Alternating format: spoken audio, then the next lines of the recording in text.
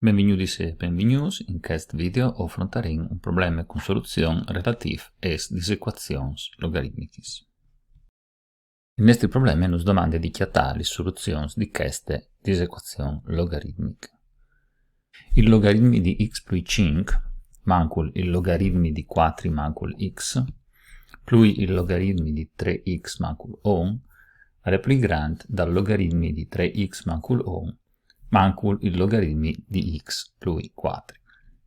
La prima roba di fa è che di chiamare il campo di esistenza di nostra funzione, dal momento che l'argomento di un logaritmo ha di essere sempre positivo in modo strength, ovvero di ve che x più 5 è più grande di 0, 4 mancul x è più grande di 0, 3x mancul 1 è più grande di 0, infine x più 4 è più grande di 0, e ovvero di mettere a sistema tutte queste condizioni di esistenza. Risolviamo questo sistema, ovvero che x è di essere più grande di mancul 5, x è di essere più piccolo di 4, x è di essere più grande di 1 terzo, e x è di essere più grande di mancul 4. Facendo l'intersezione, che avremo mancul 5, mancul 4, 1 terzo e 4. La prima condizione può essere rappresentata in queste maniere, la seconda in queste maniere, la terza in queste maniere e la quarta in queste maniere.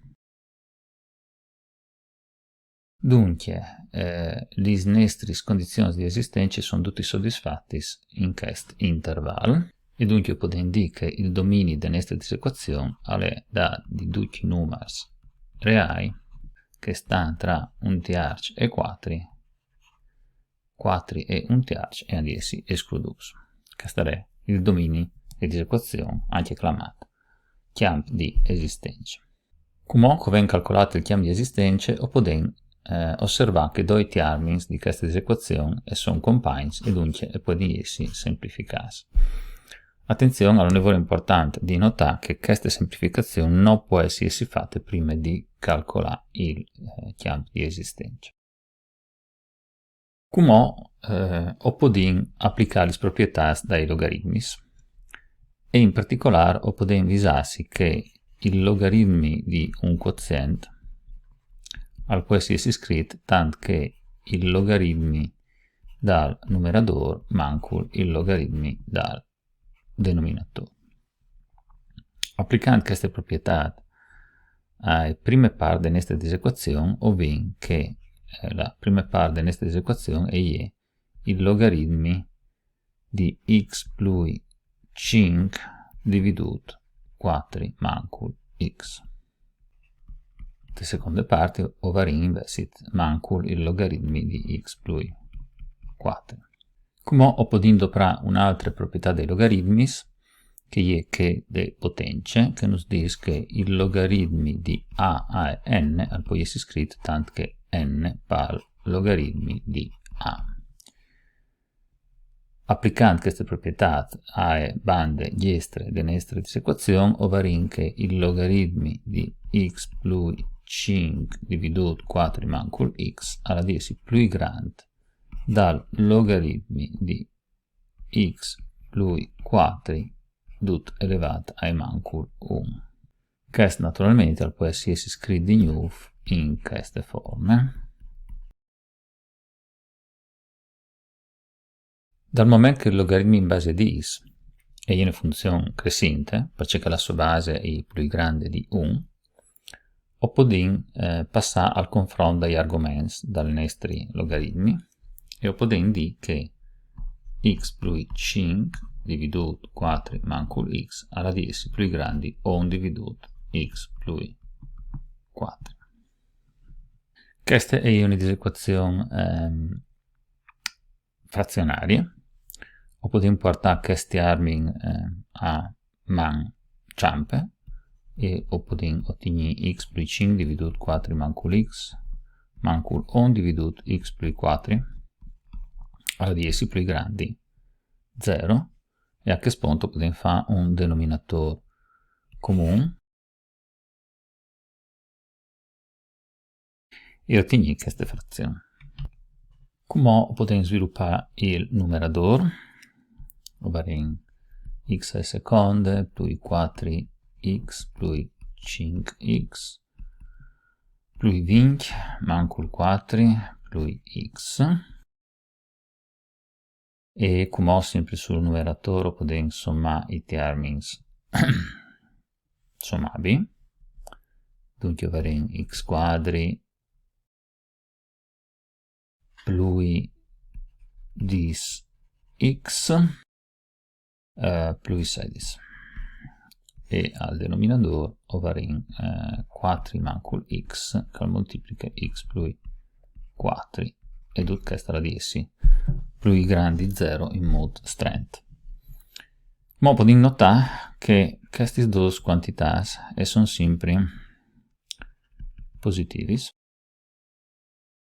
in modo stretto, perché queste è un'osservazione che viene fatta dal calcolo dal dominio delle nostre equazioni, o viene domandato che queste due quantità fossero sempre positivi, perché erano dagli argomenti, dai logaritmi. Dunque, al basta imponi che x quadri più 10x più 16 a 16 più grandi 0 in modo stretto. Andiamo a risolvere queste disequazioni di secondo grado.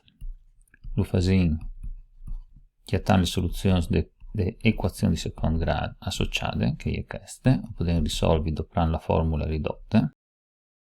E dunque avremo mancul 5 più mancul questa fa 9 e la ridresa di 9 è 3. Dunque più mancul 3 e allora avremo mancul vot e mancul 2.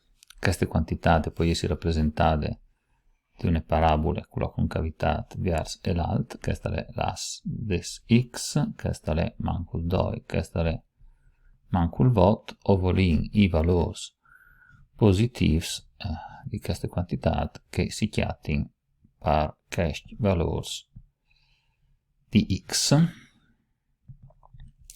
e dunque x alla 10 più grande mancul 2 oppure più piccolo di mancul vot in maniera stretta. Come possiamo fare l'intersezione con le condizioni di esistenza che abbiamo già calcolato.